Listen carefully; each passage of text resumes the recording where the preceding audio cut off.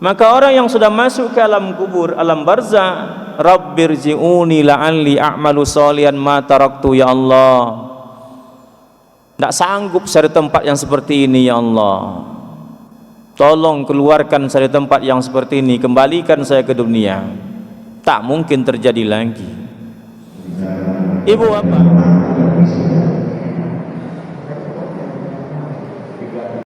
Bismillahirrahmanirrahim. Assalamualaikum warahmatullahi wabarakatuh.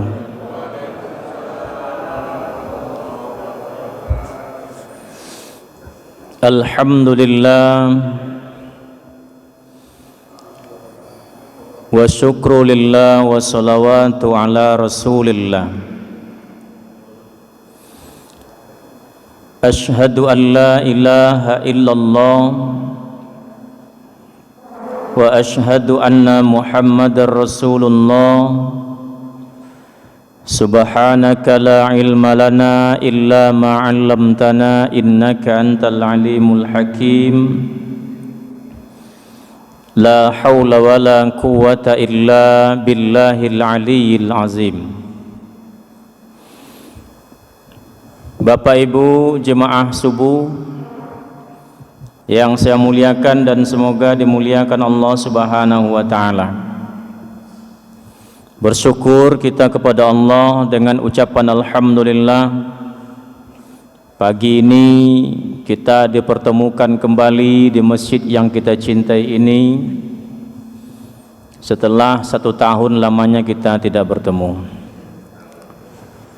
Dari 2020 sekarang sudah 2021.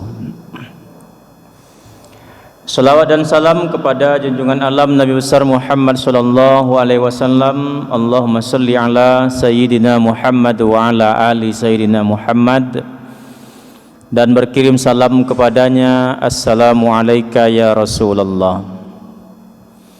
Bapak Ibu yang saya muliakan, terkadang Allah membandingkan dua hal yang kontradiksi dalam Al-Quran supaya kita bisa memilih satu di antaranya.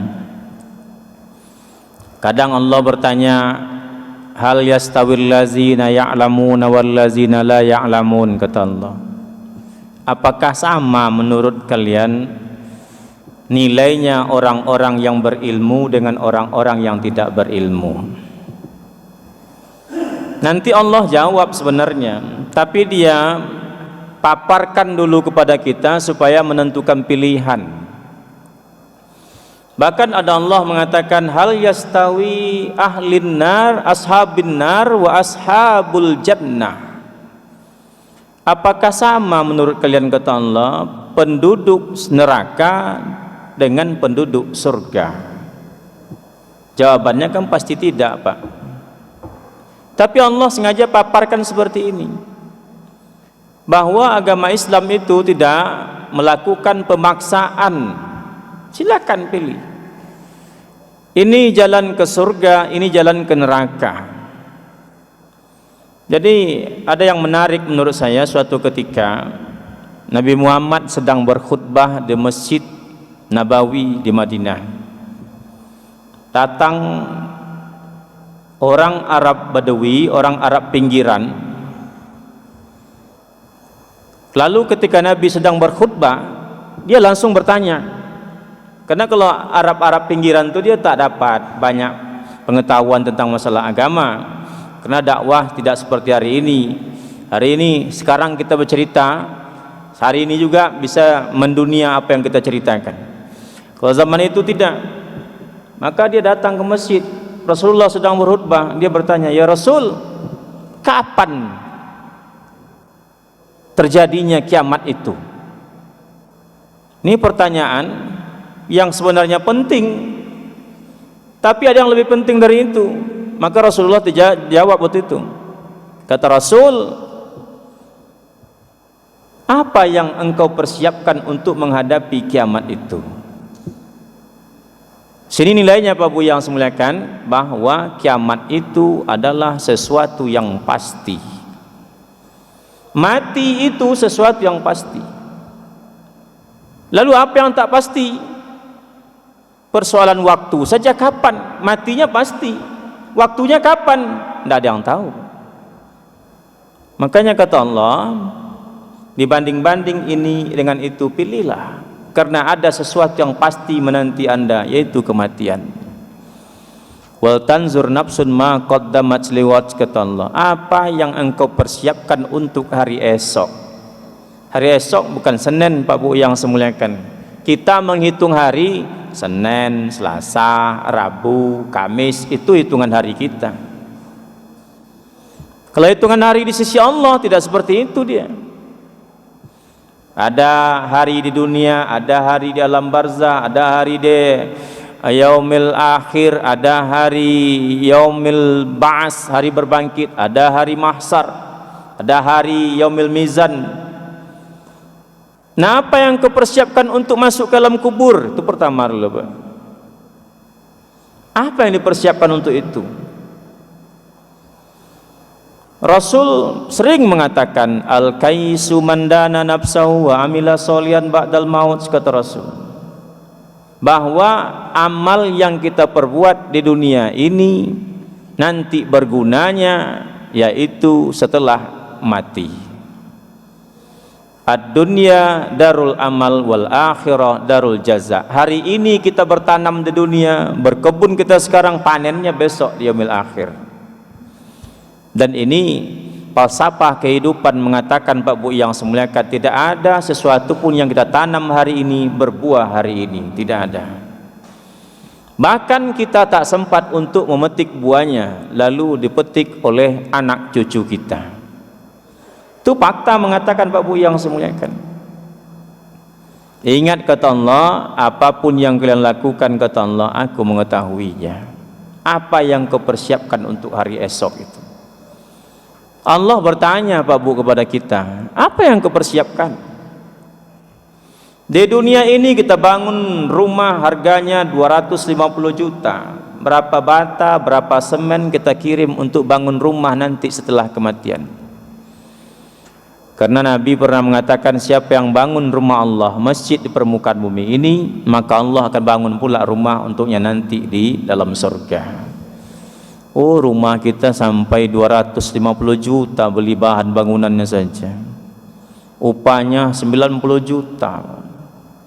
Untuk bangunan besok setelah kematian, berapa juta yang sudah kita persiapkan. Ibu bapak yang saya muliakan, orang yang sudah terlahir dari rahim ibunya tak mungkin akan masuk lagi ke dalam rahimnya, kecuali hanya sebuah lagu ingin kembali ke rahim ibu. Itu lagu, Pak, tak mungkin. Maka orang yang sudah masuk ke alam kubur, alam barzah, Rabbirji'uni la'alli a'malu sholihan ma taraktu, ya Allah, tidak sanggup cari tempat yang seperti ini, ya Allah, tolong keluarkan dari tempat yang seperti ini, kembalikan. Ibu bapak, oleh sebab itulah kata Allah Subhanahu wa taala, wal asri, jangan main-main dengan waktu.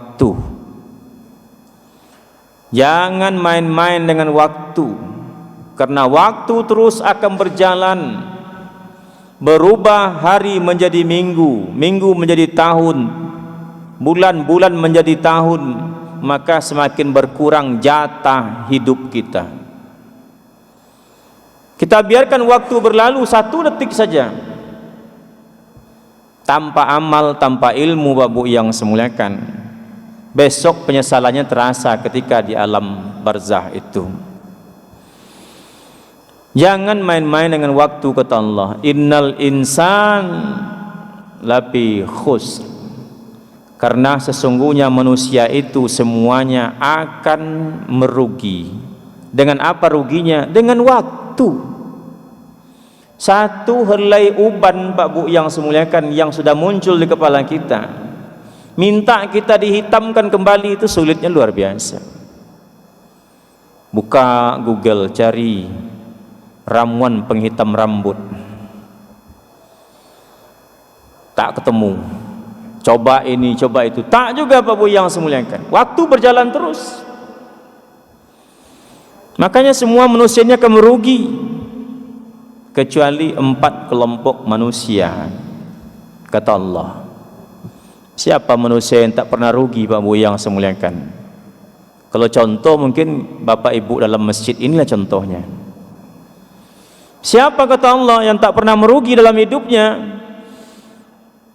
Illalladzina amanu,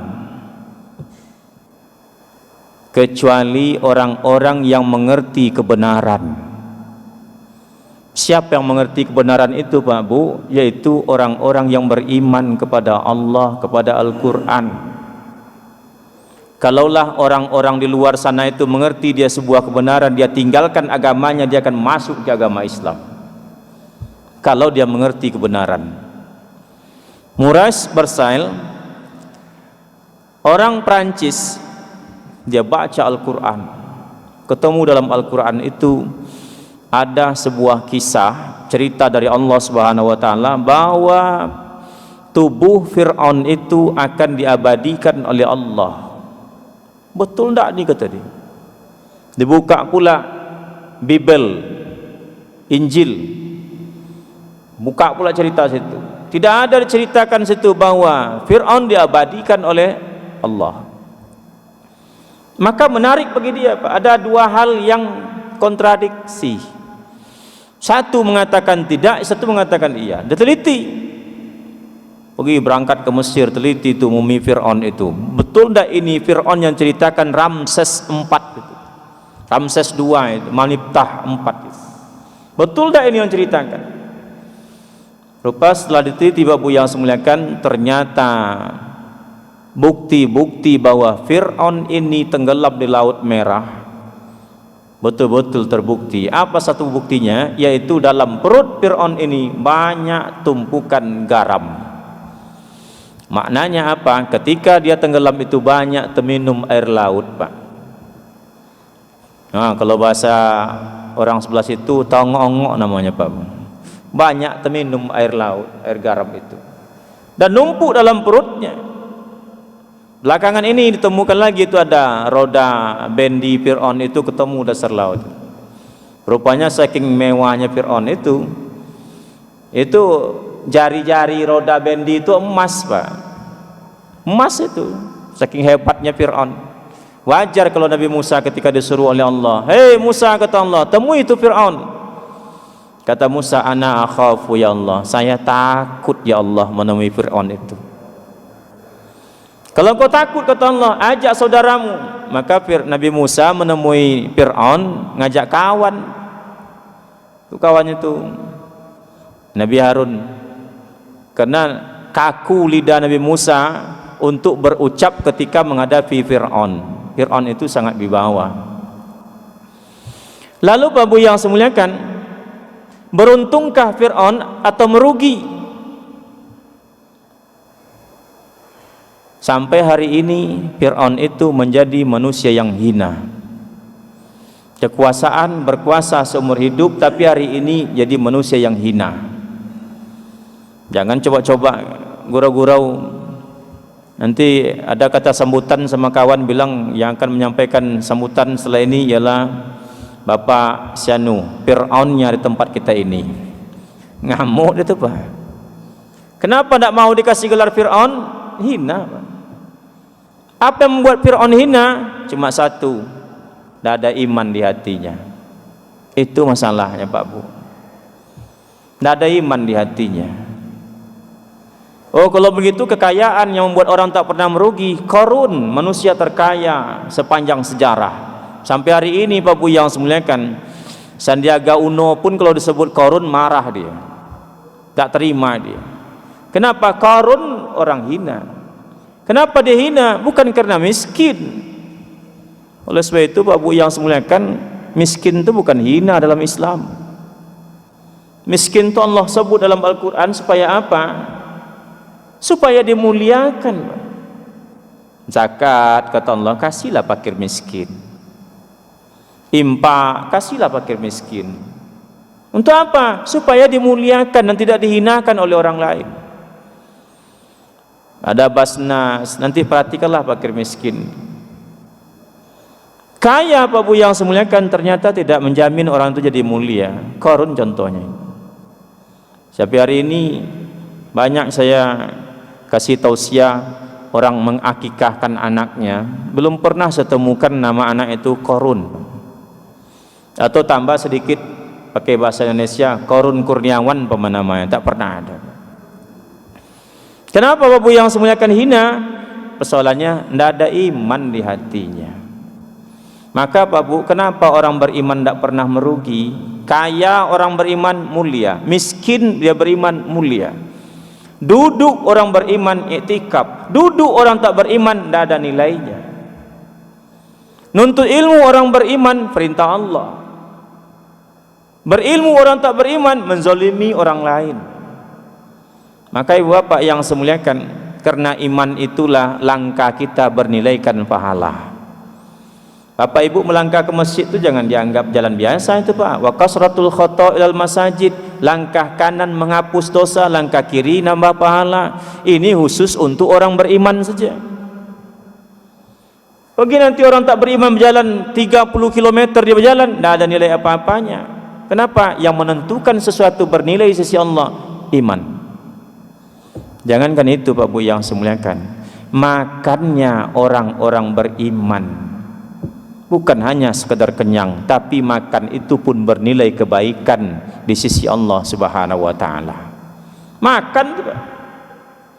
Jangankan makan Pak Bu yang semuliakan, berpakaian saja Pak Bu yang semuliakan, orang beriman itu bernilai kebaikan di sisi Allah Subhanahu wa taala. Kan ada Allah sebut sesungguhnya Allah itu cinta dengan pakaian berwarna putih. Situlah Pak kenapa kita umroh haji warna putih. Kita nanti meninggal dunia dibungkus pakai kain kafan warna putih. Allah cinta dengan warna itu. Orang ke masjid banyak pakai warna putih. Dulu mukena ibu-ibu itu putih semua. Orang dulu melayat pakai pakaian putih-putih. Orang pulang dari Mekah kopiah putih. Karena Allah cinta warna putih. Belakangan saja ada warna-warni Pak Bu yang semuliakan. Kalau mukena ada yang warna pink, ada yang warna ungu, ada yang motif-motif, ada yang gambar burung Garuda terkadang Pak. Sehingga orang kadang baca dari belakang Allahu Akbar, Garuda Pancasila dibaca itu. Mulai ada Pak. Allah cinta warna putih. Lalu kenapa Ustadz orang melayat pakai warna hitam? Inilah informasi Al-Quran itu tidak pernah salah Pak. Walan tardo angkal yahudu walan nasara hatta tattabi'a millatahum. Gaya, jalan, millah itu kebudayaan. Silahkan kalian beragama Islam, rajin ke masjid, tapi gaya kalian tuh gaya kami. Muncul tuh Pak. Orang pergi takziah melayat tuh pakai hitam-hitam semua. Sepatu hitam, rok hitam, baju hitam, jilbab hitam, masker hitam, kacamata hitam itu. Kadang takut kita lipstik pun hitam juga. Nah ibu bapak yang saya muliakan, dari mana nih Pak Bu yang saya muliakan? Itulah tadi akan datang cara-cara orang untuk membentuk kepribadian kita sama dengan dia. Akhirnya kita hanya sekedar sholat, puasa, zakat, haji kalau mampu. Padahal Pak Bu yang semuliakan, orang beriman tidak pernah merugi. Kalau begitu Ustadz, yang mulia itu orang berilmu. Tidak. Siapakah makhluk Allah yang paling berilmu sampai sekarang Pak? Iblis. Tanyalah jarak bumi yang satu ke bumi yang lainnya berapa jaraknya, tanya iblis. Kalau Bapak Ibu buka itu surat Al-Ahqaf, At-Tolak, nanti dibaca di situ ayat 14, ayat 16 ceritakan bahwa Allah ciptakan bumi ini 7 buah, bukan 7 lapis, 7 buah bumi ini. Cuma hasil penelitian terakhir jarak bumi dengan bumi yang satu itu jaraknya 1 miliar perjalanan. Begitu besar dan luasnya ciptaan Allah ini. Belum ada orang yang bisa hijrah ke sana Pak Bu yang saya muliakan. Siapa penghuni di sana? Ini baru sebatas cerita-cerita aja nih, belum ditemukan siapa penghuninya. Di bumi itu persis sama dengan bumi yang ada di ini. Ada air, ada minyak, ada tanaman, ada tumbuhan, ada makanan. Siapa penghuninya? Boleh jadi penghuni itu juga makhluk seperti kita juga. Tapi belum ada yang sanggup untuk pindah ke situ. Baru hasil temuan melalui sains teknologi. Nah, iblis tahu Pak berapa jaraknya. Kalau ingin tahu kapan Al-Quran turun, tanggal berapa, hari berapa, jam berapa, kepada siapa, siapa yang bawakan, berapa ayat, berapa huruf, tanyalah iblis. Iblis tahu. Tapi muliakah iblis dengan ilmunya? Tidak. Kenapa? Iblis tak ada iman di hatinya. Itulah masalahnya Pak Bu yang semuliakan. Maka kata Allah, orang-orang beriman tak pernah merugi dalam hidupnya. Ibu-ibu bangun jam 4 subuh, dimulai dengan solat tahajud 2 rakaat, lalu dimasak ini, dimasak itu, letih memang, demi mempersiapkan kebutuhan suami nanti berangkat kerja. Disiapkan semua, dah berangkat suami, ibu lagi berangkat kerja. Tapi itu suatu hal yang menguntungkan. Kenapa ibu lakukan? Karena dasar perintah Allah, karena iman. Tidak ada ruginya, pahala semua Pak Bu yang saya muliakan. Bahkan ibu bapak, sesuatu yang biasa dan sepele kita lakukan, apa itu? Masuk ke toilet.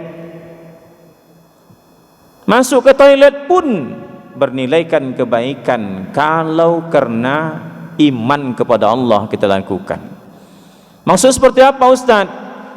Kul in kuntum tuhibbunallah fattabi'uni yuhibbukumullah wa yaghfir lakum dzunubakum. Bayangkan Pak Bu, sejak kita di WC itu Allah ampuni dosa kita.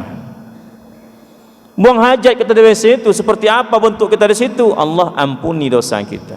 Wa yaghfir lakum dzunubakum. Kenapa? Kita lakukan karena iman, cinta kita kepada Rasulullah. Kita mulai dengan kaki kiri, kita baca doa, sampai di sana kita diam, buang hajat, keluar kita baca doa lagi. Diampuni dosa Pak. Ini orang-orang beriman tidak ada ruginya. Duduk saja orang beriman nilainya i'tikaf, tidurnya juga ibadah, mandinya ibadah. Maka Allah berjanji orang-orang beriman yang mengerti kebenaran tak pernah rugi dalam hidupnya, walaupun waktu berganti terus. Tapi ibu bapak, mengerti kebenaran saja tidak cukup kata Allah. Apalagi kata Allah, wa amilus solihah. Orang-orang itu tak pernah merugi. Yang kedua, kalau dia wa amilus solihah. Apa itu Ustaz? Mengamalkan kebenaran itu. Sekedar mengerti Pak Bu yang semuliakan tidak berat, tapi lebih berat ialah mengamalkan kebenaran itu. Ibu-ibu mana yang agama Islam yang tidak tahu bahwa pakai jilbab itu hukumnya wajib? Tetapi kenapa banyak perempuan-perempuan Islam yang sampai hari ini tak mau pakai jilbab? Masa ya Ustaz, lihat itu berapa orang menteri perempuan itu ada yang pakai jilbab itu. Apa nak tahu dia kebenaran, tapi dia merasa aman-aman saja, tidak mau mengamalkan kebenaran itu. Tuh ada tuh yang orang dari Sumbar asalnya itu, santai saja dia, suara lantang besar itu, tidak pernah pakai jilbab tampil di televisi. Apa agamanya? Islam. Tahu tentang itu? Tahu. Tapi wa amilus solihah, mengamalkan kebenaran itu tak sanggup. Orang Islam mana yang tak tahu Pak, solat 5 waktu itu hukumnya wajib. Tapi kenapa banyak umat Islam yang tidak melaksanakan solat 5 waktu, mengamalkan kebenaran? Kita tahu azan itu, tahu orang semua azan itu panggilan Allah melalui suara muazin untuk datang ke masjid. Apakah semua orang datang ke masjid?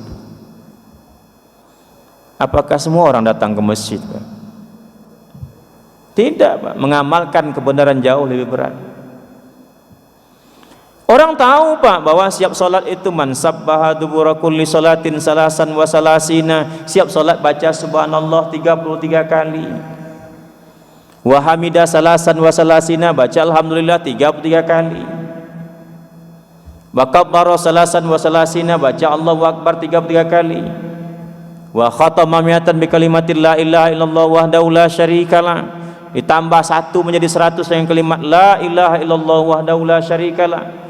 Wufirat zunubahu walau kanat misla zabadil bahri, Allah akan ampuni semua dosanya walaupun dosa itu sebanyak buih yang berada di lautan. Orang tahu semua, tapi kenapa siap solat tuh tak ada sabar sedikit pun, langsung meninggalkan jemaah. Tak tahu dia kebenaran, tahu Pak, tapi wa amilus solihah. Nah Pak Bu yang saya muliakan, oleh sebab itu jangan main-main dengan waktu.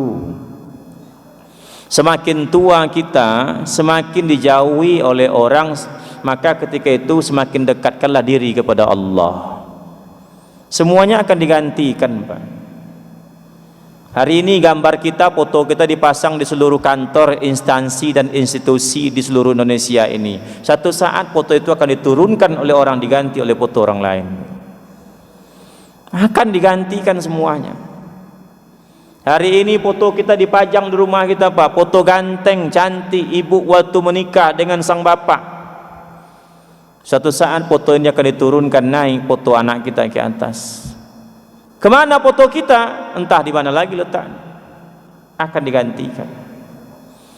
Kamar kita paling depan, suatu saat nanti kamar kita akan ditaruh di belakang.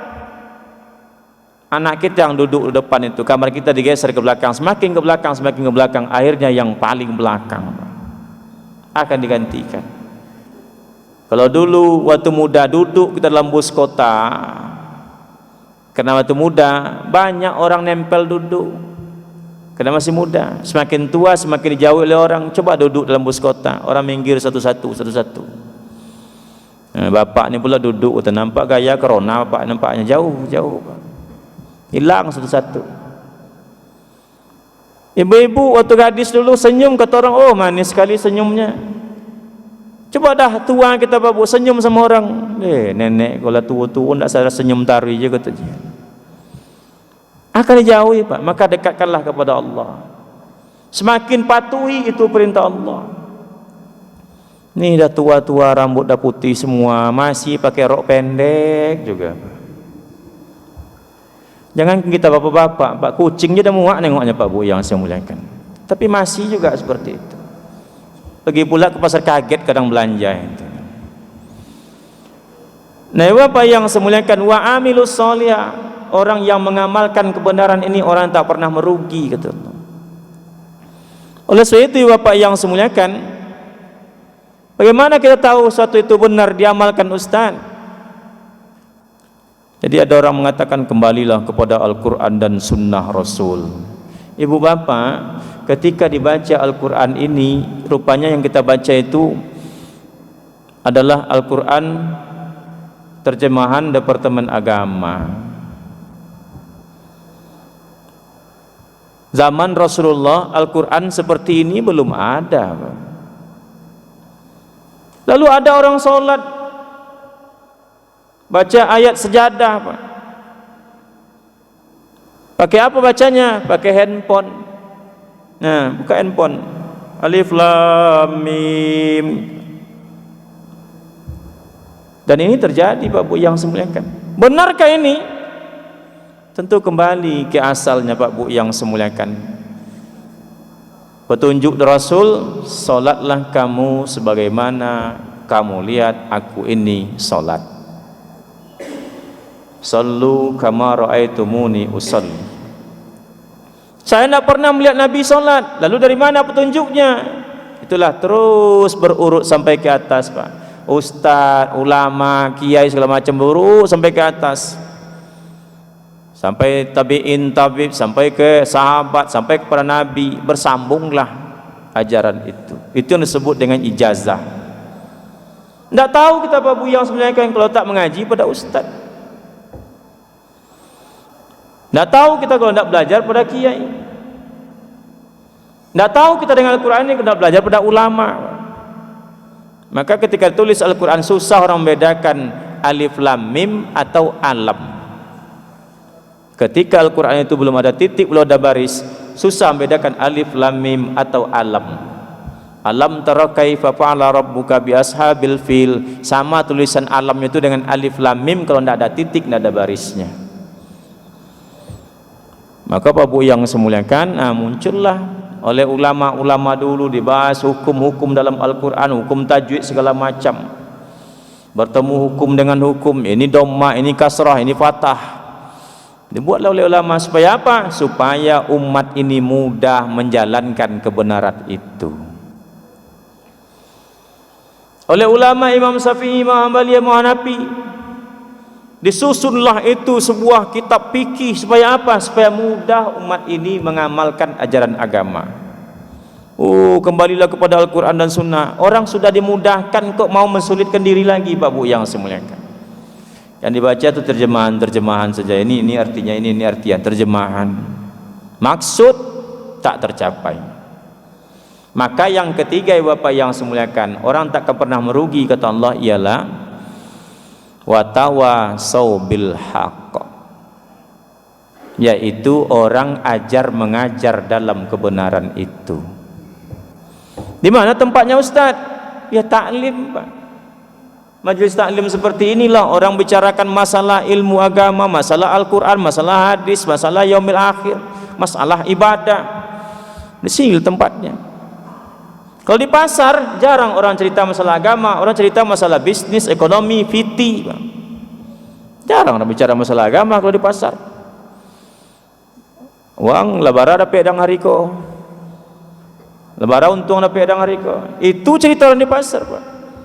Lah banyak laku, lah.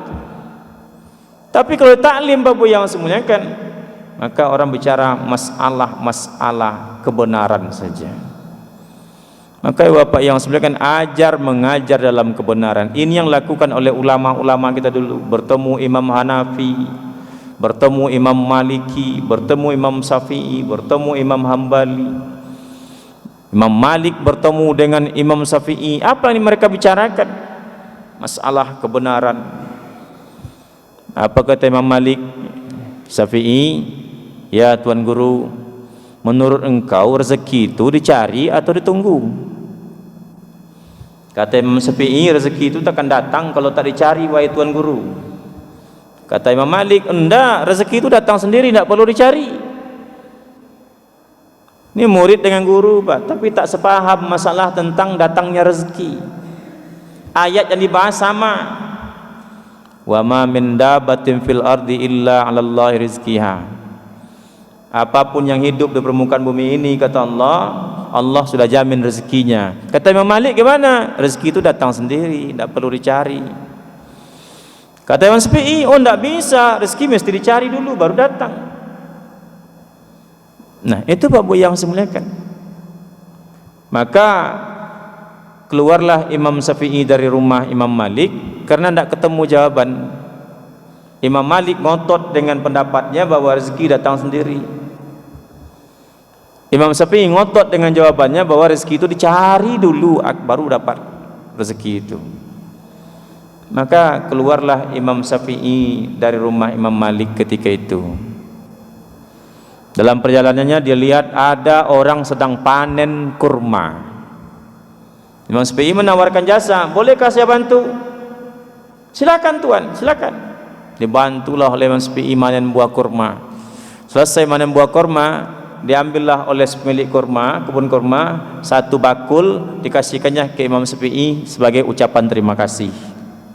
Ini Tuan, ucapan terima kasih, Tuan telah bantu kami. Baik, terima kasih. Dengan senyum-senyum Imam Syafi'i datang ke rumah Imam Malik. Assalamualaikum. Waalaikumsalam. Ada apa Imam Malik, kau balik lagi? Coba tengok Tuan Guru. Kalau tak usaha kita takkan datang rezeki itu. Lalu ngapain kau kemari? Inilah mau berbagi sama Tuan Guru. Apa jawab Imam Malik? Kan Imam Malik, saya tak usaha tapi rezeki itu datang sendiri ke rumah saya. Ketawa mereka berdua, Pak. Situlah akhir ceritanya, Pak Bu yang semuliakan. Ternyata satu ayat berbeda cara memahaminya, tapi dapat dibuktikan dalam kehidupan mereka sehari-hari. Terus Pak, ajar mengajar dalam sebuah kebenaran itu. Ibu bapak yang saya muliakan, yang keempat kata Allah Subhanahu wa taala, wa tawasau bis sabr. Orang sering mengartikan ayat ini nasihat menasihati dalam kesabaran. Sebenarnya apa yang dimaksud oleh ayat ini Pak Bu? Dalam tafsir Al-Misbah ceritakan, maksud ayat ini ialah sabar dalam menjalankan kebenaran itu. Rezeki itu Allah sudah adakan, cuma orang tak sabar menunggu nomor antrinya Pak. Kupon sudah dipegang, Allah sudah berjanji, kupon sudah ada, tapi tak sabar menunggu. Akhirnya apa? Nipu, maling, merampok, mencuri, menzolimi orang lain. Tidak sabar Bapak yang semuliakan. Bang, kata istrinya, kapan lagi kita nak beli ini, nak beli itu? Dah 5 tahun abang kerja di kantor tuh, kok tak juga naik gaji abang, gimana tuh? Boleh gesek-gesek itu Pak. Maka kembali ke pangkal awalnya, illal ladzina amanu. Syanu, tengoklah bang Samo kerja di kantor abang juga tuh, tengoklah gelangnya tuh sebesar rantai kapal itu. Awak kok belum juga? Mulai Pak, mulai ndak sabar menunggu antrian nomor tiket tadi. Doa sudah dipanjatkan tapi tak sabar menunggu jawaban dari Allah. Maka kata Allah, wa tawasau bis sabr, sabar menjalankan kebenaran itu. Ibu bapak yang saya muliakan, ketika ada azan maghrib, ada orang duduk di simpang sana, tak sedikit pun dia ingin melaksanakan sholat maghrib. Duduk, dia menggitar bertiga, minum-minum air aqua, ada kue situ. Orang azan, lewat Pak RW, Pak RW, nak ke masjid atau Pak RW? Iya Pak RW, silakan. Pulang kita dari maghrib, pulang dari sholat isya, masih di situ juga. Kenapa tidak diganggu oleh syaitan orang seperti ini? Pak Bu yang saya muliakan, kalau orang-orang seperti ini, setan berjanji tak akan pernah mengganggunya, karena memang sudah berkawan dengan setan. Yang diganggu setan itu ialah ibu bapak yang datang ke masjid subuh-subuh ini. Banyak gangguannya Pak. Dah bunyi bel tuh, alarm dah bunyi di jam 4 tuh. Kata setan, tunggulah sebentar, masih lama waktunya. Pejamkanlah agak 5 menit lagi. Pejamkan 5 menit lagi. Dah bunyi lagi alarm ulang, belum terdengar azan. Itu yang diganggunya Pak. Kalau orang-orang yang tidak ke masjid, setan tak akan ganggu lagi. Untuk apa diganggu? Mubazir Pak, memang kawannya. Yang diganggu itu kita-kita yang datang ke masjid ini. Sampai ke masjid, ini dalam kisah yang diceritakan oleh Imamul Ghazali. Sampai di masjid, setan pun masih cari cara agar orang yang di masjid ini diganggu.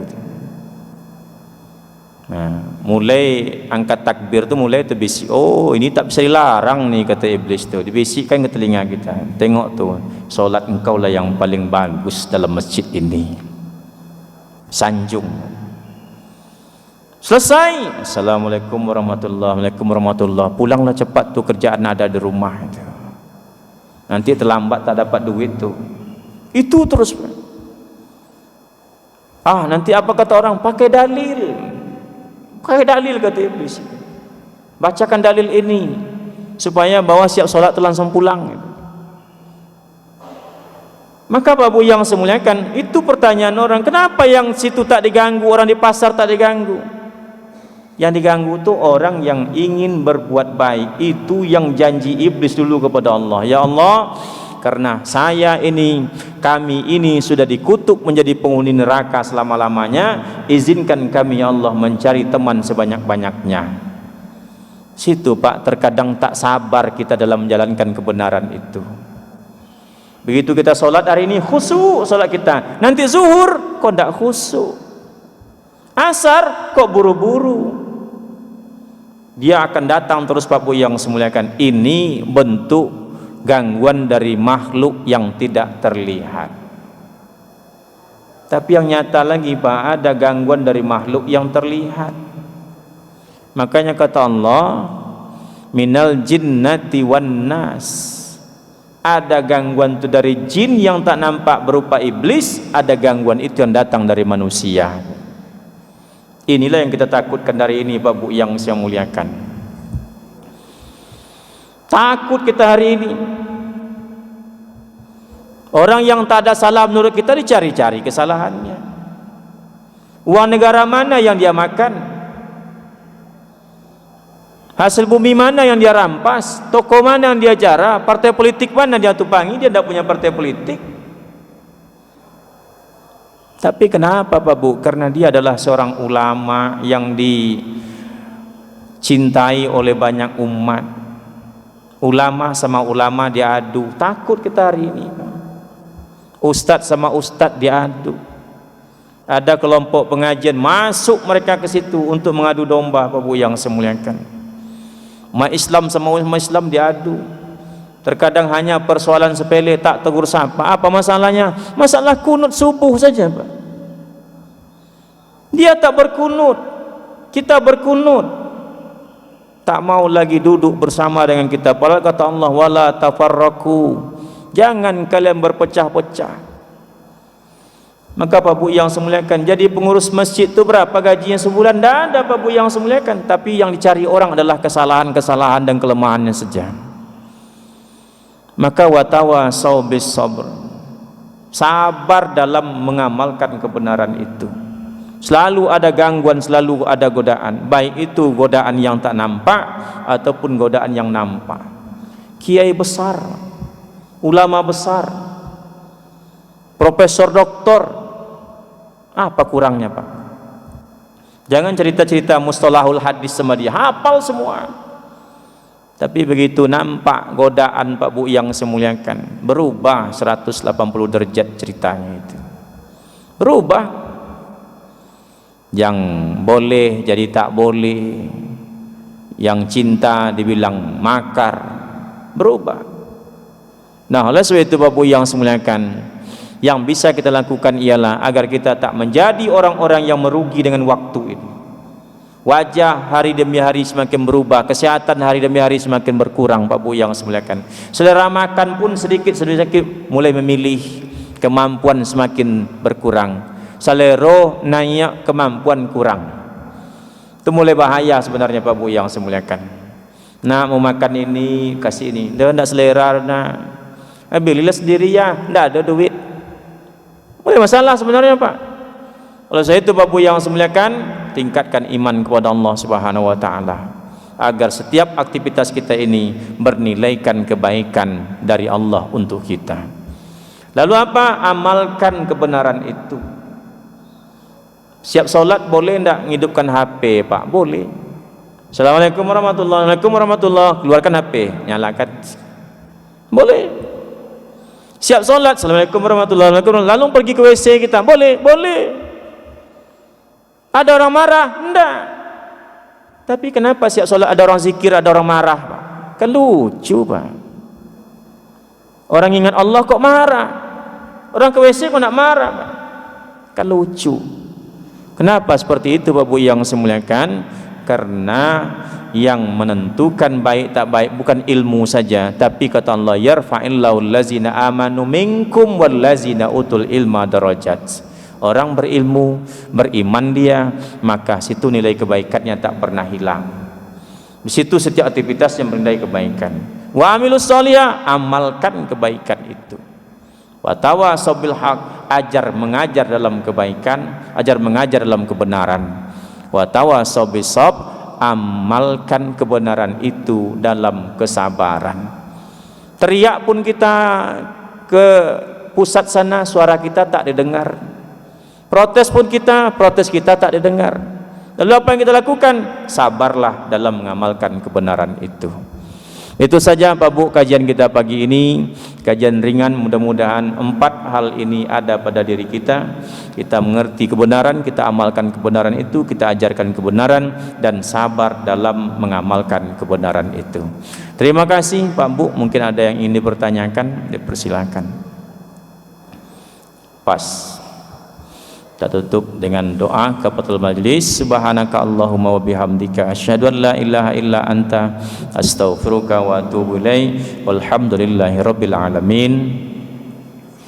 Wassalamualaikum warahmatullahi wabarakatuh.